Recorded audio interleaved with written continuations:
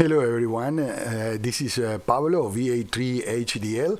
In this video I'm going to show you how I evolved my jack from November 2019 with this radio that you can see here, this Yaesu FT-757GX, to the jack that you see there on the top right corner of your TV in now January 2023. I hope you like the story of the evolution of my jack, and you maybe learn some things along with the things I done on my station. So let's go and let's jump right into.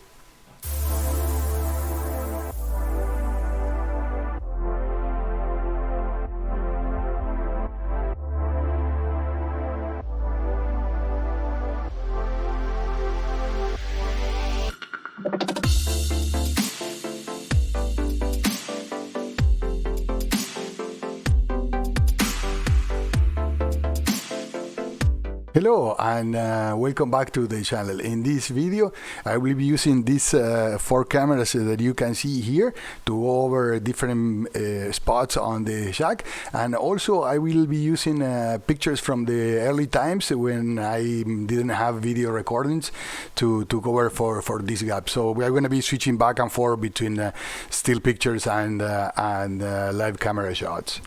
And this is when everything officially started in November 2019. I took the Canadian exam to get my Canadian license.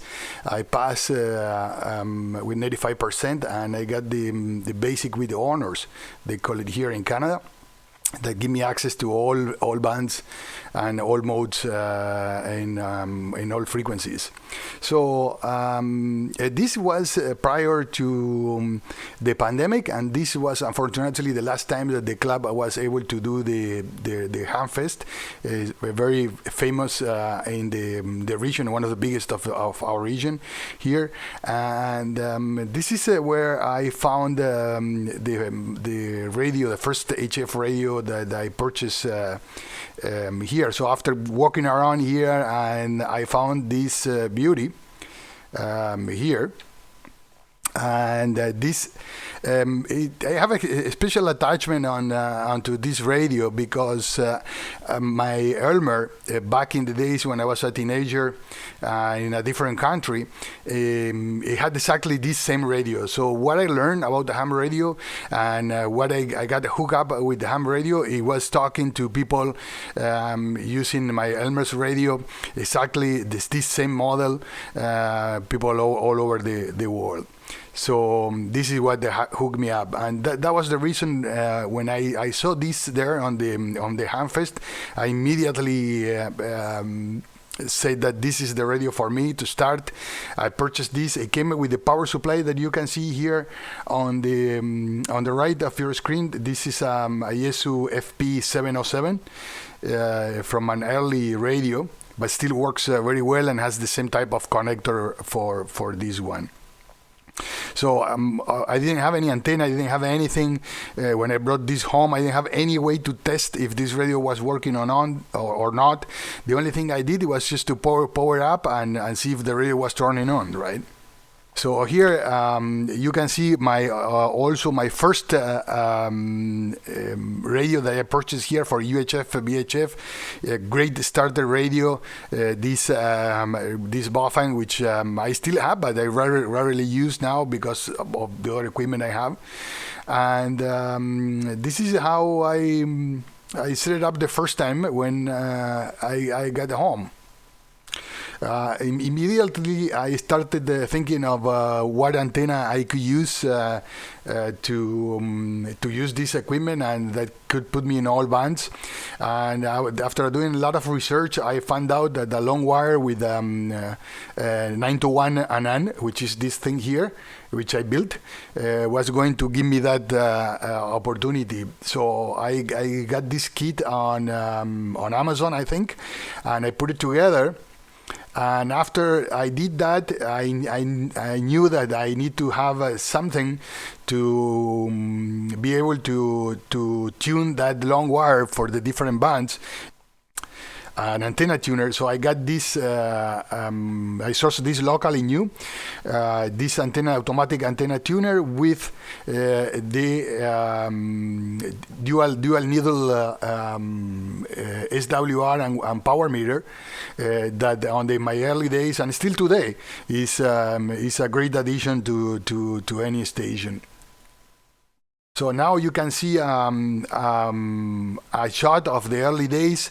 At that time, this was the laptop that I was using. This is a laptop that I traded with my son. I gave him, he got the best part of the deal. I gave him my work laptop that I got replaced with a better one. And I got his old Lenovo, as you can see here. So I say I'm going to use this one for the station. And there are other things here to worth mentioning. One is the Raspberry Pi that I brought in. This was something that I used before I got licensed. The Raspberry Pi and one of these dongles for SDR, one of those SDR dongles. So how I could get into the digital mode without spending a lot of money and with the radio that I had that didn't have an interface or any means. The good thing of the 757GX is that it has the CAT control, so it's good. It's unidirectional. You can send information to the radio for the frequencies that you want, so that's good.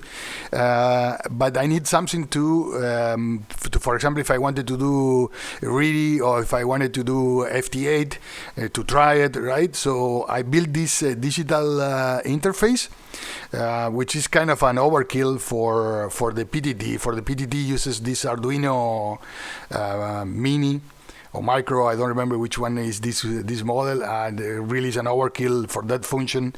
I recently made another PTT control using just a serial port wire and optocoupler. It was much simpler and more accurate control of the PTT. And in here in this part you can see there is an audio card, USB audio card that I adapted with isolation transformers to connect to the radio. So the radio and the computer, they are never connected directly together. Everything is through isolation. And then after that, the thing that I understood that I need is a work area, so I can build projects like this, like I showed you earlier, like this digital mode interface, right? So I added this workbench, which I built myself. I started throwing there some other older netbook and things like that, some tools, and I started putting together that workbench. And this is after a few cosmetic, additions, like putting like this black cover on top of the plywood, and this oven silicone mats for that are high temperature resistant for soldering on top. So I purchased for this red mats for $1 each on my local, store. Another angle of the same around the same time of the same things. You can see here on the top left corner where is the entrance of all the wires of my antennas. I dig holes on the frame of the window. I ran the cable through, and then I attached the connector once the cable was inside the station. So all the coax cable, they snugly fit into the holes. I know that this is not the best way of doing this, and I don't recommend this way of setting up your entrance of your cables, but for me is what it works. I didn't want to dig or make more holes on the walls or things like that, and I hate to cut the coax and add barrel connectors and things in between that add loss into the transmission lines. I hate to do that, so I try to do it in one shot, and anyways I never leave any cable on my station connected. When I finish using my equipment, I unplug everything and leave all the cables behind. And in this one, you can see in December 24, the same year, Santa brought me this radio. It's a great opportunity, an excellent price from a local ham. That was the opportunity to go to his shack and test the radio myself and make sure everything was working fine. And also, I never used this radio before, so I make sure that I will be happy using this radio. So this Yaesu FT-991 Alpha. It was a tremendous addition at that time to my station, and I still have it here, as you can saw on the live shots. And it's a beautiful all-in-one jack type of radio jack with has VHF, UHF, HF, 6 meters, everything is built in. So very happy adding this to my jack. As you can see here, I didn't have a space already when I got this one, and I just put it on top of the FT-757, which is right under that one. And then I built this shelves. I hook up a couple of Sony speakers to each radio, since now the built-in speakers for those radios are contained inside those little boxes. So it's much better. For me, it was much better to have those external speakers facing in front of me. The other thing in here is the FT-757GX didn't have the lights on the display, so I added this LED light to illuminate the front of that radio and to help me to read the S meter. At that time I wasn't opening any radios or thinking of opening any radios and fixing these kind of things, but now you will see at the end I have another radio that I added in this month in January, and I did some fixes, so I feel more confident on doing this kind of more repairs on like changing light bulbs on things like that. And this also, around that time, this was the first radio that I ever purchased, and it was in the late 80s, early 90s, when I was living in Argentina, and I was having my Argentinian license over there, Lima United 2 Hotel Oscar Tango.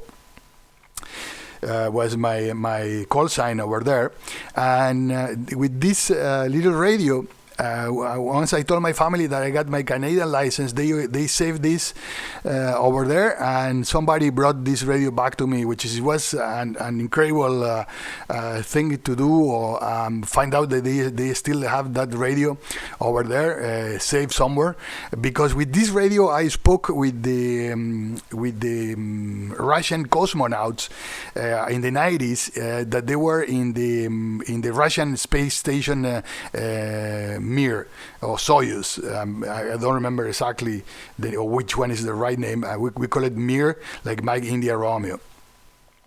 The other thing, the other picture beside this one is this a dummy load, 100 watts dummy load, which is an addition that every station should have, a dummy load to do your testing of power in your equipment, or if you're tuning your microphone, things like that. You don't want to go into the air and do that on the air directly. You just put the dummy load and you just do any adjustment that you need to do in there.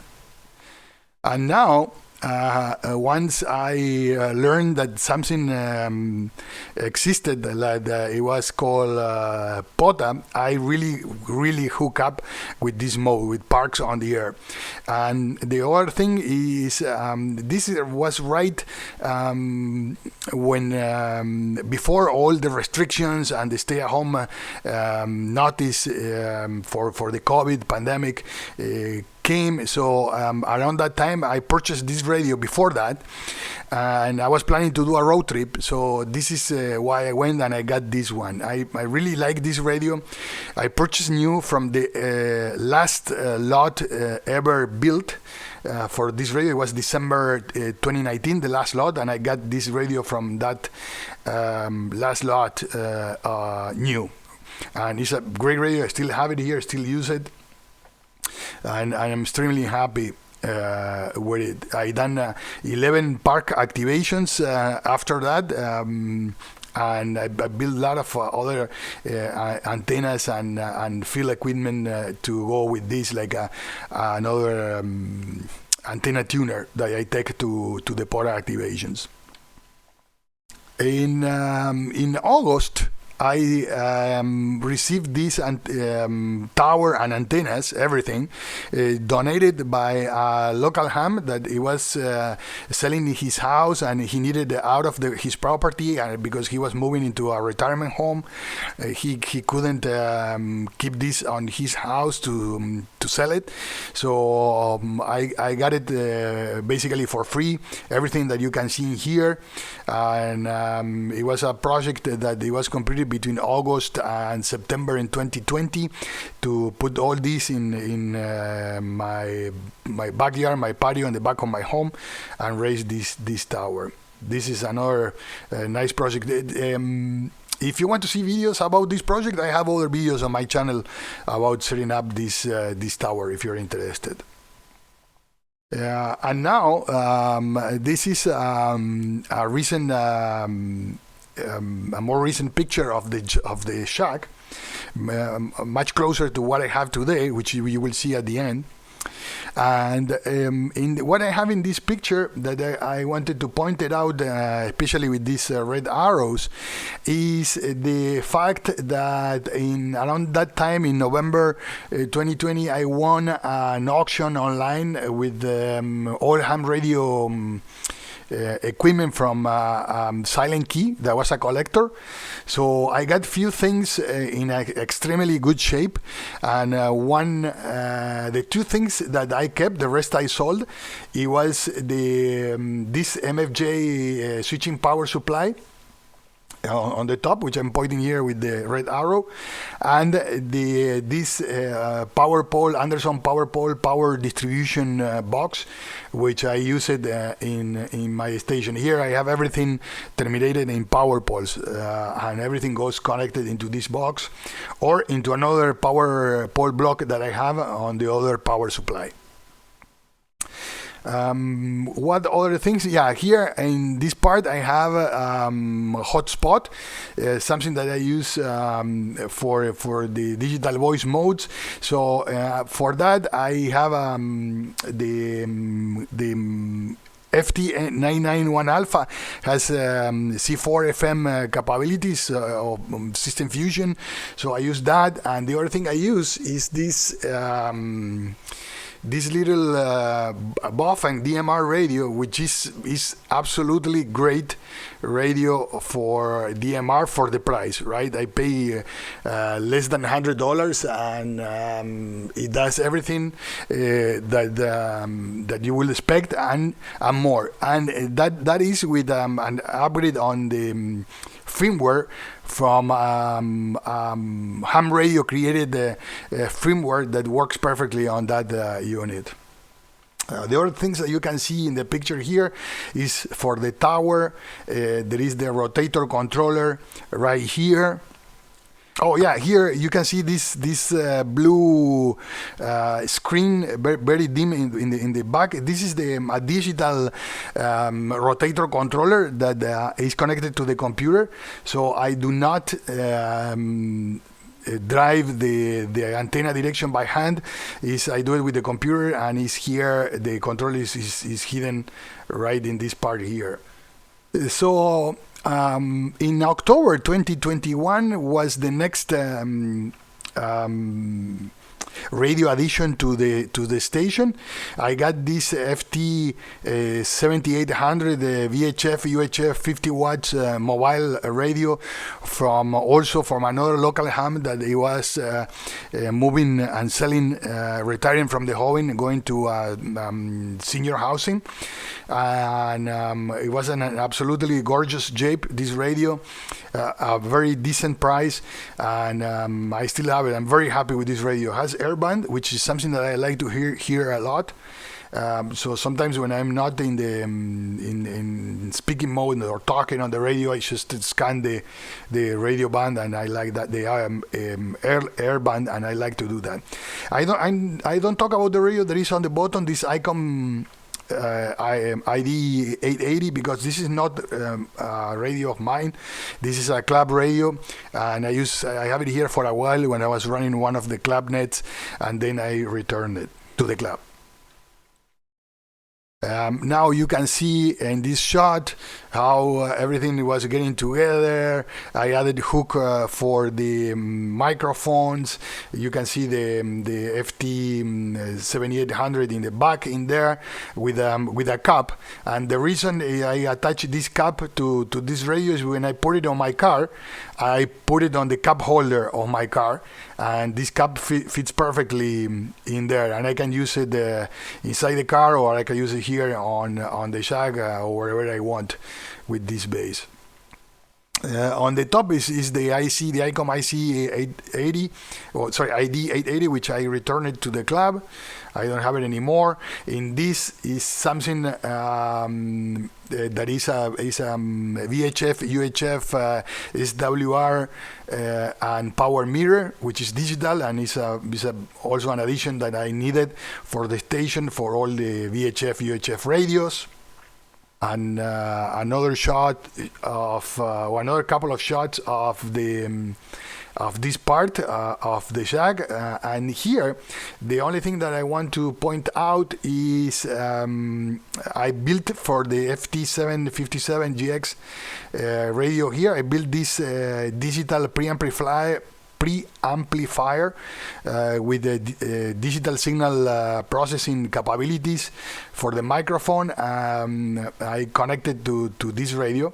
The Yaesu FT-991 Alpha is the audio is directly connected all the times to the computer, so I don't use the microphone that is here. I just use this same microphone that I am using now to record this video, to talk on this radio, on the 991 Alpha. But I wanted to do something better for the FT-757, and then I built this with Teensy 4 microcontroller. Radios, when you don't use, are going bad, and the reason is the capacitors. They need to be charged time to time, and it's important that you turn on your radios time to time, even if you don't use them, just for the sake of charging the capacitors. They have a kind of a self-healing property. Of course, they still work, right? When they leak, they don't work anymore, and it's important to turn the radios on. The other addition here to the FT-857D was this external meter, because this radio has only in the LCD display has a small bar, which has very little value on the field. Maybe you can use, but if you're in the jack, this external display is much precise and much better. So what happened in September last year in September, is I got donated a couple of discs. So the small disc that I have here, I converted in a workbench for my garage. And this desk that you can see here in the picture, it was donated to me, and it was much bigger, and I was now the first time that I have a chance to put all the equipment at the same level and for easy access and better ergonomics in the way that I organize all these. The other thing that I want to point out is when you do that, you have to think that now you have more space and you want to have more radios to put in that extra space that you have. And this is what happened to me. So after doing this, what happened is I started getting other radios like this Motorola XPR-4350, which is an analog and a digital DMR Motorola radio, which I program. And if you're interested about this radio, how to program these radios for free, I have a video about that. Even Motorola now released the software at no cost, and that's the reason that I was able to program this radio. So I have another video on my channel about this if you're interested. And as you can see, now I have to put it start again, piling up things again. Like you see, the Motorola now is on top of the Yaesu FT-757GX, and the thing is start piling up. I put here the this CW code Morse keyer and my bencher keyer in here, which I practice sending Morse code CW with this. And of course, I always have a space on one of the corner of my in my shack for the mate, which is an Argentinian drink with a tea, with a leaf of a tea that we have. And you know what? That is a good reminder. It's a good time to have one now. So this is how we do it. I have the cup. I put it, hoard the water on the top like this, and we drink it. And this is what I was talking about, that having extra space on your shack. In January this year, the very first meeting the club had, my local club, we didn't have any hamfests, like I mentioned at the beginning of the video. So the club organized on the last meeting a mini, junk in the trunk type of event to bring everything that you want to sell or give it away, and for other hams. And I got this one, a very, very decent price. It's a radio that is in extremely good conditions. The only thing I did is to I did 3 or 4 things on this radio, which I have a video about it if you're interested, with all the things explaining in detail what I did to this radio. It was to change the light that was burned. So I put these blue LED lights in here, which are not that bright and much dimmer than what it shows here on the picture. I put the 2 fans in the back permanently running to keep the radio cool all the times. That was like a kind of a flaw on the design of the cooling of this radio, and I replaced one of them, not because there was anything wrong with the fan, but it was because it was a little bit noisier than the modern fan. So I purchased a modern one from a PC, and I put one of those, and it works really, really well. I never hear the fans. And the other thing I did is the other 2 things is I enable AM. The carrier was all the way down. I put it back on, and the work bands that are here on the radio, you can see 10, 18 and 24 megahertz band. They are in the radio, but they were not enabled, so I enabled those work bands, and that was the last thing I had to do other than clean it up. Sorry, one more thing. I had to replace the battery holder in here for the memories. It has 8 memories, the radio, so I need to replace the battery holder that the old batteries leak inside, and I have to clean it up and replace. Other than that, great radio. It works perfectly. I made a ton of content. It has a great audio, and right now is also connected to the computer through that interface, digital interface that I showed you earlier. And yeah, that's the problem. You see behind me here in my back, there is the radio, and I ran out of space again. So what it looks like when I got to this point, I'm going to show you what it looks like in the next few videos. You can see here, The automatic antenna rotator controller is in the back. It was hard for me to reach. That was one of the reasons I have to do something here. I couldn't even read the screen on that one. So I have a couple of pre-recorded videos before I made the changes, the last changes to the jack, which you will see live on the cameras, like I showed you at the beginning. So I recorded these videos before I start making the changes, so I can show you the before and after. So now you will see the before. Let me roll this. Here is where all the cables come. This part, the back of the jack, I didn't change anything. This is the ground coming in. You can see the ground and the grounding block in there with everything that is grounded, that is connected to that block. The antenna switch in there to switch between the various HF antennas and also into the dummy load. You can see now in that part of this early shot, that part didn't change. So this is the part that changed. All these things in the back that I didn't have any more access, they were hidden to me because of the things I have in the front. I needed to do something, and of course there is all these tangle cables and mess that I cleaned it up a little bit, but not too much, because there is not much that you can do about it, right, about this.